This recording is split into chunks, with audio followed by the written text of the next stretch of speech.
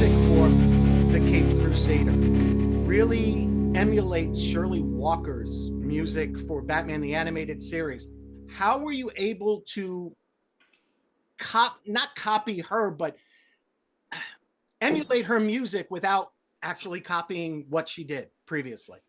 So I think the essence of the music, earlier on in the earliest discussions we had about the score, was that we have this whole show, Caped Crusader, has to be a spiritual brother or sister to Batman the Animated Series. So the spirit of the music, the tone, has to somewhat be reminiscent of what they did, all these years ago. But it was never meant to be a direct copy, Right. or a direct sequel to it. It was just like, in spirit, we want to be there. We want to be in that realm, not anything modern like we did with Beware the Batman, where it was very synthy and more of a techie, high-tech kind of Batman. This is 1940s. He's got the tools that were available to him back then. He's more of a detective. Everything's a little bit more, I would say, dark compared to Batman the Animated Series. But in spirit, we want to continue what we did back then. So in that sense, it was easy because I knew I didn't have to go too far into Shirley Walker territory. I could take sort of the overall idea of it, which is, fairly traditional orchestral score, and then run with that. The biggest change was, and that's another thing that made it easy for me to kind of divert a little bit from the original and do my own thing, was that we were able to do a little bit more of an adult approach on the show than they did with BTAS. They had restrictions because it was a television show, and certain amounts of violence or any sexual innuendos weren't really appreciated by the network. So now the gloves are off, and we could basically do a little bit more in all those areas, which means the music could follow suit, and as in become more scary, more dark, more ominous. And I think overall, we're kind of treating this as an origin of Batman, right? Right. He's not established in Gotham yet as a superhero. People are not counting on him to save the day yet. He's a very obscure, almost scary character in the beginning, where people are very concerned about who he is. Because, this guy lurking in the shadows, yanking people into dark alleys and beating them up. It's imagine somebody would be doing that today in New York City. I think we'd all be like, okay, this guy's crazy. And it would make you scared walking around at night. So, and that's kind of the perspective we wanted him to have in the beginning. Like in the first episode, when he shows up, there's no heroic Batman fanfare theme music. It's just like, it's almost like a villain. You're almost treating him like a monster that lurks in the shadows. And then as the story progresses, episode by episode, as he's forming his liaisons with these other people that are pure-hearted and not corrupt, he sort of evolves to be the hero that he ends up being, but not right from the get-go. And I think that's another thing we kind of changed in our approach to treat him, which is why the music is, leaning a lot more into dark territory than they did in BTAS. Right. I mean, the music, it's very cinematic, and it has a beautiful noir sound to it. I mean, I could picture it, behind Humphrey Bogart in a scene. That's how it sounded to me. Perfect. That was the idea. It was like, we want to push this as far as we can into 1930s, 1940s, film score wise. So I spent a lot of time listening to these composers, Erich Kongold, Max Steiner. And I think the thing that resonated most with me was early Bernard Herrmann. It was things like, Citizen Kane, Hangover Square. Those scores really hit the right notes in terms of the suspense and the thriller aspect of the whole show, the whole mood that we're trying to create, while staying in that 1940s musical language. So I think that was the best reference that I could find for that. And yeah, and that was basically the main inspiration. It was that mixed with BTAS, obviously, and then what can we do to kind of take our own form from those ideas and create something that will be us, while still feeling like a distant cousin of that original show. And that was the idea. And the hard part really for me was, as a composer, just to kind of continue on that idea, was that there wasn't a lot of darker superhero film scores from that era, There was some stuff, but most of it is way over the top, da, da, da, da, these kind Right. of things, which that's not what we were trying to do. So for me to find something to hold on to, something tangible from film music history to say this is kind of what we're trying to do was difficult because it didn't really exist. So the challenge was to take what they did back then to maintain that musical language that evokes that 1940s musical feel, and that involves orchestration, the use of melody, the use of harmony most predominantly, I think, is the harmonic language used in those scores is vastly different than today. So adjusting to that was an important key component. And then kind of create, how can I create out of those ideas and those ingredients, so to speak? How do I make a score that feels like it's a Batman score? Right. And it's not an easy thing to do. It took a lot of try and error, as it usually does at the beginning of any TV show. But once we had found it, we were just off to the races because we all felt it was working really well. Now, speaking of catching the mood, is it Yeah. easier to write for an existing franchise or for something new? Because you've done Star Trek, you did Picard season 3, and you've done different Batman movies and Justice League movies. Um, is it easier for, okay, this is Batman, this is what Batman sounds like? Or, is it easier to just start from scratch? You understand what I'm saying, right? I totally do. I totally do. So, for example, another show of mine, The Dragon Prince on Netflix, Yes. that's an original, right? There's nothing ever has been created with those characters, with those worlds. It's a blank canvas. I'm there to set it up. I'm the one designing what this show, what these characters sound like, and what the world, the musical world building is all up to me, 100%. There's nobody that says, well, back then they did this, we should, there's none of that. It's just like, what do you want to do with this? It's brand new. And while it's a daunting task because you're, the first one to do it, but it's also really a thankful task because people are so much more open to what you're doing when it's brand new, when Right. it's untouched. Now, things like Star Trek and Batman is probably the absolute most difficult thing to step into as a composer because the fans are so they're so they're so passionate about this and so many of them, they're very outspoken about what they want. You constantly feel like you have to do a great service to them because ultimately that's who it's for, right? Right. And if you're following footsteps like Danny Elfman and Shirley Walker, or in Star Trek's case, Jerry Goldsmith and James Horner and Dennis McCarthy and all those amazing. I mean, it's like you sit there in the studio like, me, I'm supposed to be doing this now, that like, but better and different and unique and like, really me, this guy. So it's extremely intimidating, and the pressure is immense. At least it feels that way. Well, I So love the soundtrack to season 3 of Picard. So thank you. Yeah, it's I think that cue when I don't want to divert too far from Batman, but that right. cue when they go on the Enterprise for the first time, I had to write that one. It was probably I have never physically sweated as much as you're writing something because I knew this was going to be the moment the fans are going to go nuts over, and I just the sheer pressure to just make sure that they're okay with this take, because it's a big musical moment and everybody loves those scores and those themes so much. Right. It was a little easier because we were able to use the actual themes. So it was like, where do we start using the Goldsmith theme in this moment? So we had that to work with, which is already takes away half of the pressure really, because the theme's there. You just have to find the right time to use it. Whereas for Batman, we were not going to use any of Elfman, Walker, or anything that had come before for anything. So it was just, treated as a blank canvas, but it isn't really one.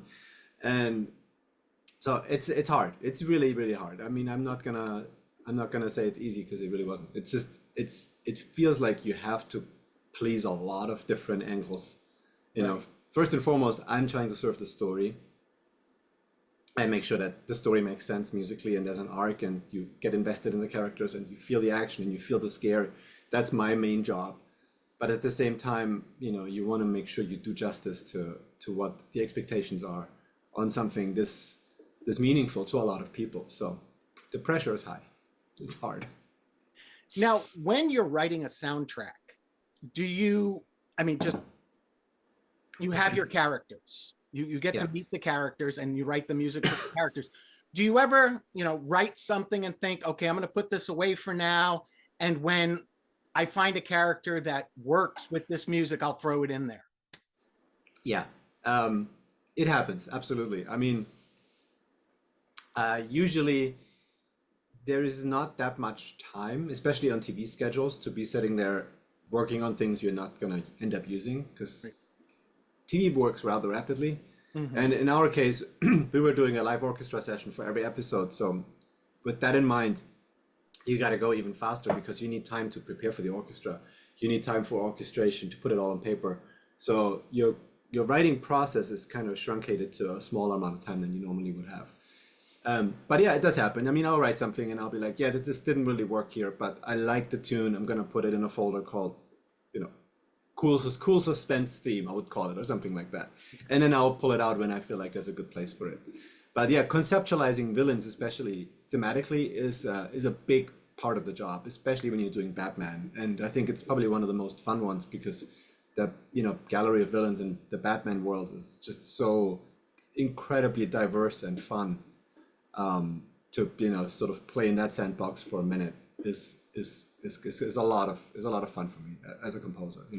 Mhm. In this case, I got to play with Catwoman, which I think is one of my favorite themes in the whole first season, because I was trying to figure out in my studio. I was sitting with my violin, like how can I make the violin sound like a meowing cat, and I was sort of playing around with it, and I came up with this melody, and I thought to myself, well, what if 40 people played that together, like an orchestra? So I went to my go-to orchestra in Eastern Europe, and we spent 2 hours just experimenting with that theme, trying to figure out how can we make this work. And what came out of that was kind of cool. I was very proud of that because it does sound like meow, meow. I don't know if you remember, but Yes. it's reminiscent of a cat, but it's a string orchestra playing it, which I think gave it the right amount of um, it felt a little seductive, but it had a bit of a thief, heisty feel to it too, Mhm. and sneaky. So I thought that came out really well. So that was one of those that was really fun to work out. But yeah, any villain you get to work on is super exciting because and like when you're working with people like Bruce Timm and James Tucker and Matt Reeves and J.J. Abrams, they interpret those villains in their own unique way. They're not the same Joker that you have seen in another episode of that or in a movie. They're nuanced. They're different. They have maybe different backgrounds. That's why they are the way they are, and it's all kind of set up. And it's a personal take on it, and that's what makes it really fun and more interesting for me to like. Okay, what does that version of this villain now sound like? Given it has this history, or he's exponentially more violent than this version that we've seen before, or things like that. So You mentioned Catwoman, writing for Catwoman. yeah. Actually, there was one of the tracks in the soundtrack. I think it's called "Here Kitty Kitty," and there's a section where the music kind of goes doop doop doop doop doop, and I could picture my cat bouncing along, and that's the image that popped in my. I'm driving along, listen to this music, and that came up, and I went, "Oh, that's definitely Cat." There you go. And yeah, Mission accomplished. mission accomplished. You did a great job. And it's funny, like I said, it's funny you brought that up because that was something that I wanted to mention to you. So I'm obviously glad I'm you very noticed proud it. of your Catwoman music. So Yes, I like all of the villain themes that we came up with for this one because some of them are such a more lesser known villains that they haven't really been big musical stamps on before. Like Firebug is one of Firebug. them. Yeah, and so we were like, what can we do that's super creepy? And we came up with this like creepy children's choir singing this very juvenile, almost childlike tune that is so simple it could be literally a 12-year-old going la, la, la, humming it into while taking a shower, and that was and that became the concept for that one because he's so childlike, but at the same time he's so incredibly violent. It was Yes. very that juxtaposition was a very good and disturbing mood for us to work with, I think. Now you mentioned, having to deal with the orchestra and you only have limited amount of time. Now, Batman was released, they released the complete first season. all at once on Amazon Prime. How much time did you actually get with each episode to compose and to practice? And I mean, how quick of a process is this for you?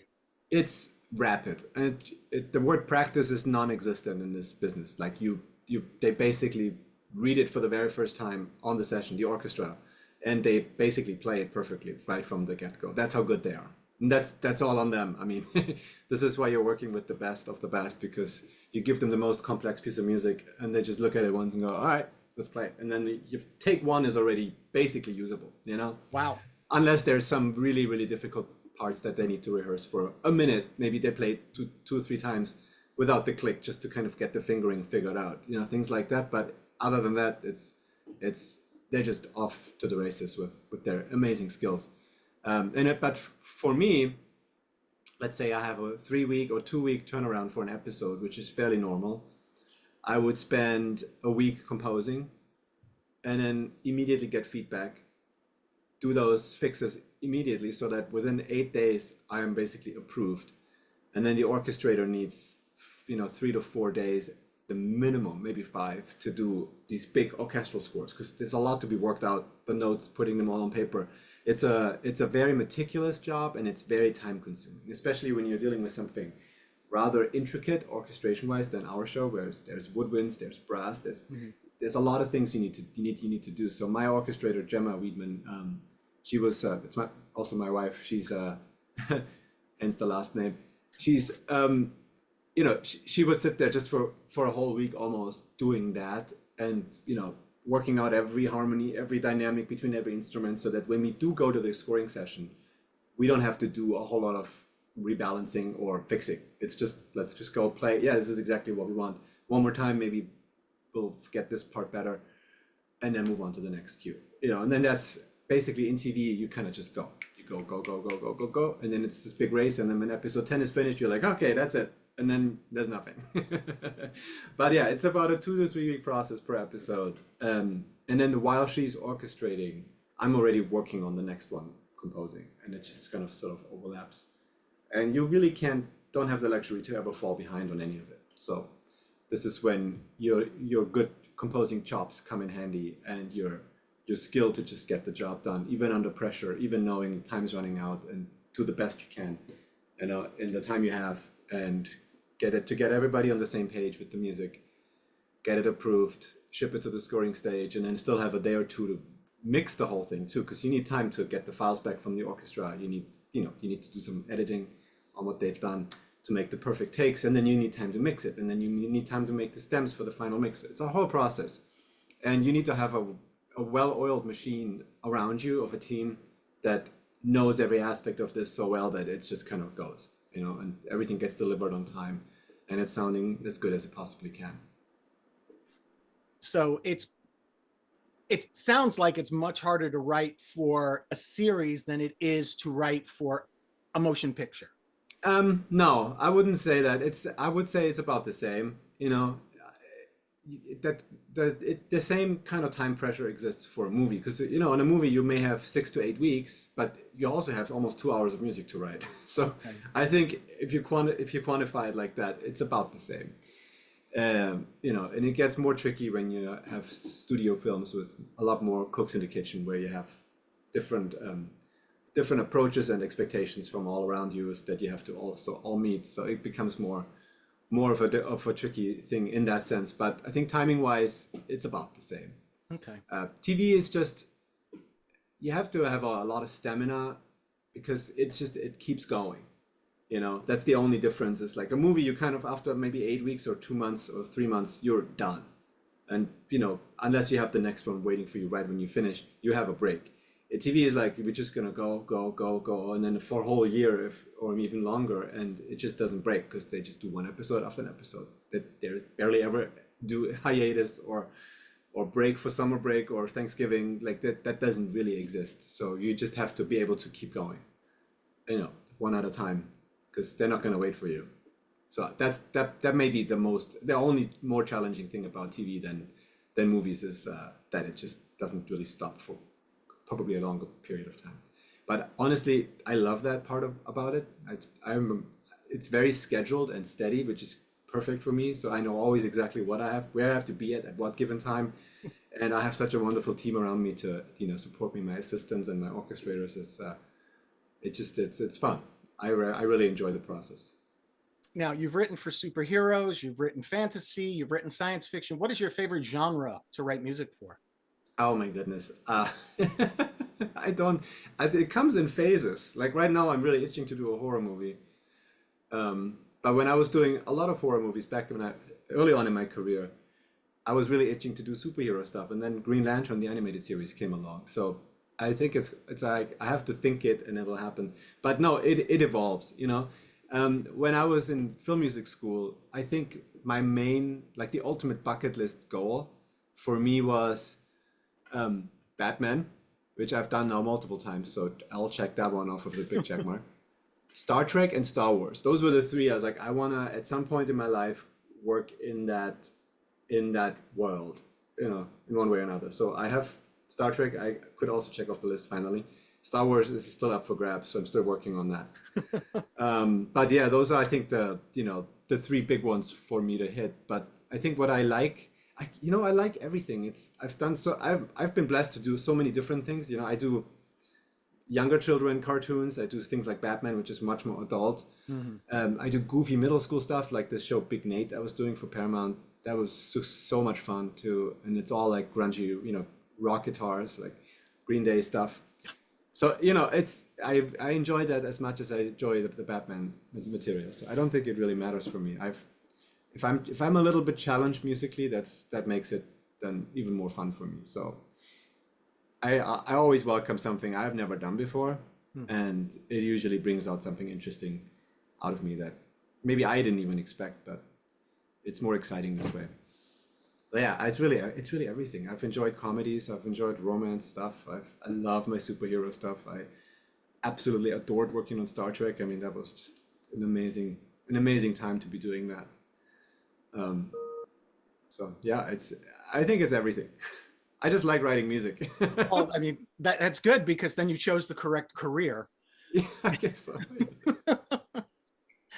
So, I mean, not everybody is a fan of soundtracks. I mean, I am a giant fan of soundtracks. And, I've collected soundtracks pretty much all my life. I mean, one of the first albums I bought was Star Wars back in 1977. Yeah.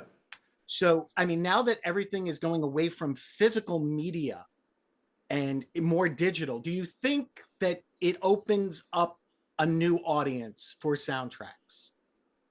I absolutely think so. I mean, when I was a kid growing up in Germany, soundtracks they felt so inaccessible. I would literally go to the drugstore because they had a CD section, and there would be like this tiny little area in the top right corner where it said soundtracks, next to all the pop music and the hip hop. And they've had, I don't even know who made those curated decisions to put what in there, but it was just random stuff would show up there, mostly like the classics and some strange compilation albums. Like I remember, and I just kind of bought it all because I was like, I have no access to anything else. There was no Amazon to order things online, Right. It was like you go to the CD store, if they have it, they have it. If they don't, they don't. So I just grabbed the whole pile and just buy it. And it would be random stuff like, the Vangelis Conquest of Paradise single, where it was just that one track on it, on a mini, not mini disc, the small ones, the single ones. Right. The thin ones, remember those? Yes. And or like a best of Western soundtracks, which would be 55% Ennio Morricone and then some other oddballs thrown in there, Elmer Bernstein or whatnot. And there was stuff like this. So if I had the access that kids have today, which is practically everything all the time, even like obscure stuff that wasn't even released up until recently because somebody dug it up and digitized it and now it's on iTunes. I mean, I don't know what would have happened to me back then because I already spent practically every second of my day listening to film music. But whatever I had, I would even go as far as recording film music radio shows because like classic FM would have once a week a 1 hour film music program where they would interview a composer and play music, and I would actually record the whole show and then listen to that over and over again on my Walkman because that's I got to hear music that I wouldn't have access to, and it That's the length I went through to get my fix on soundtracks. So yeah, I think it's amazing, and I love that people have access to this now and they can find it so easily. And you can also kind of, it's easier for us too as artists to promote it because you have your following on Twitter and Instagram and whatnot, and you just post about it, and then people, oh, that's out now, cool, and they go check it out, and it's one click, and they have the whole album, and they can hear it. I mean, it's so easy. People don't even have to buy soundtracks anymore. Everybody has a subscription at this point, I think. So it's not like you'd have to convince people, can you support me with your $10? It's not necessary. They can just have it. It's right there. Even on YouTube, I think all my soundtracks are on YouTube. You may have to watch an ad or something because that's how they release these, but it's out there for anybody to see. And I think that's an amazing thing to have that kind of reach. And that's not just in America, it's worldwide. I mean, Right. this stuff's everywhere. If I look at my Spotify stats, which they provide sometimes, you got 12 people in Nigeria listening to you right now. I'm like, that's just freaking awesome. That somebody that far away can find it and heard about it and is listening to that right now. Right. It warms my heart. My son is like, sometimes takes my phone and goes to my Spotify artist and says, Daddy, there's currently 25 people in Japan listening to music. I'm like, high five, buddy. That's great. I love that. I think it's the globalization of that has made me very happy. And, the royalties we earn for streaming is a whole different discussion. But the fact that it's out there for everybody to access, I think is wonderful, and couldn't be happier about it. See, personally, I hate the fact that there's no physical media anymore because I like the liner notes. I like having the physical CD because Same. I mean, something's going to happen one day and they're going to pull something off that you liked and it's gone. That's it. Yeah. But you don't have it anymore. if I own a physical CD of the Caped Crusader, I mean, Warner Brothers have to come to my house and take the CD away from me. Yeah, and that's not going to happen, so it's yours. That's right. That's right. I mean, like Charlton Heston said back in the 70s about guns, you'll have to take it from my cold, dead hands. It's like, damn straight, you're not taking my CDs away from me. Yeah, trust me, my garage is full. I've been a nerd about this for as long as I can remember, and I've been collecting CDs and the LPs. My garage is full of them. My wife is like, what are we going to do with all this? This is taking up so much space. And I'm like, yeah, I know, but I can't, I don't know. I don't want to get rid of it. Some of these aren't out digitally and I like them so much, So I feel you, man. I'm really glad that the vinyl thing has become a bit of a popularity right now. So there's always that chance that somebody might put things out on vinyl at least. So you have that. Because that gives you an opportunity to have liner notes and to have proper credits so you can see who worked on it and all that stuff for what it's worth. I always like reading that stuff, It's all cyclical too. I mean, eventually we're going to go back to CDs. Right. Because we went back to vinyl. I mean, vinyl got wiped out in the early 90s and now it's coming back. It's coming back. Yeah. I mean, teenagers God knows why, right? They're look at this album I've got. I've got that Led Zeppelin album. The first pressing of it. Yeah. Special edition. My LP is white. Oh yeah, it's become this novelty, which is I think it's good. I like that it's coming back. It's nice. But yeah, I do miss CDs too, man. I can't tell you. I have a lot of them. I one day have to figure out what to do with it. Yeah, I probably in storage right now, I've got maybe 1,500 CDs and a bunch of them are soundtracks. And I've actually had friends tell me, you don't listen to music, you listen to soundtracks. It's like, whoa, wait a second. Don't even start that. Don't even say to me that, it's not music, because it is. And I mean, I love driving along and listening to a soundtrack. It puts me in a different mood. Yeah. Yeah. So I agree.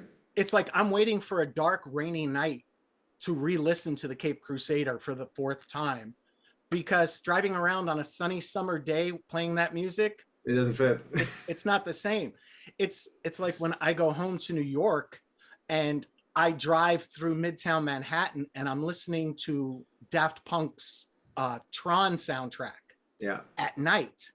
That just fits. You're going down Second Avenue and the lights and the music. I mean, it's just, Yeah. it's perfect. Yeah, that's what I do when I'm driving like really early in the morning to, you know, when it's foggy. I listen to the Blade Runner, the new one, 2049.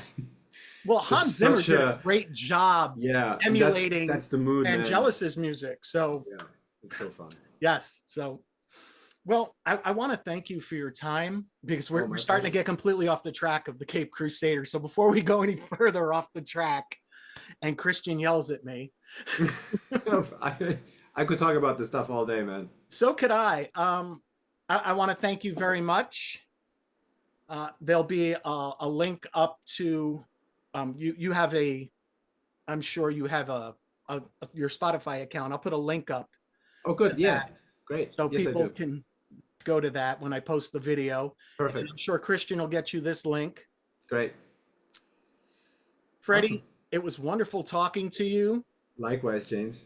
Very much, everyone. This was our interview with Frederik Wiedmann, composer of Batman: The Caped Crusader, now available on Amazon Prime. And this has been James with Geekstronomy. Just remember, stay geeky.